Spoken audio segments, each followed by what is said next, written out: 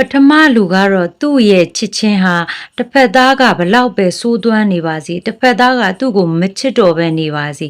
တစ်ဖက်သားကဘလို့အခြေအနေမျိုးပဲရောက်နေပါစေသူကပေးဆက်ခြင်းတက်တက်နဲ့ချစ်နေတဲ့မေတ္တာမျိုးဒုတိယလူကကြတော့ရယူခြင်းတက်တက်ချစ်တဲ့မေတ္တာမျိုးတစ်ဖက်သားကိုသူကတစ်ဖက်သားအပေါ်မှာမေတ္တာတွေယူခြင်းနဲ့တစ်ဖက်သားကပေးတာတွေပဲသူကမိခိုးခြင်းနဲ့တစ်ဖက်သားကကောင်းပေးဖို့ပဲမျှော်လင့်နေအဲ့ဒါကတော့သူကရယူခြင်းတက်တက်နဲ့ချစ်ချင်းမေတ္တာမျိုးပါ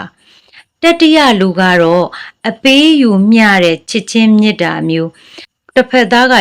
80%ပေးရင်သူကလည်း80%မေတ္တာပြန်ပေးမယ်တစ်ဖက်သားကမှန်ကန်တဲ့အရာတွေသစ္စာတွေမေတ္တာတွေပေးရင်သူကလည်းမှန်ကန်တဲ့သစ္စာမေတ္တာတွေပေးမယ်သူ့ရဲ့ချစ်ချင်းကအပေးယူမျှတဲ့ချစ်ချင်းမေတ္တာမျိုးဒီတော့ဒီဗီဒီယိုကိုကြည့်နေတဲ့မိတ်ဆွေတွေထဲမှာလည်းပထမလူဒုတိယလူတတိယလူတွေကဘယ်လိုလူမျိုးဖြစ်နေလဲဆိုတာဖြေပေးခဲ့ပါအောင်ကျေးဇူးတင်ပါတယ်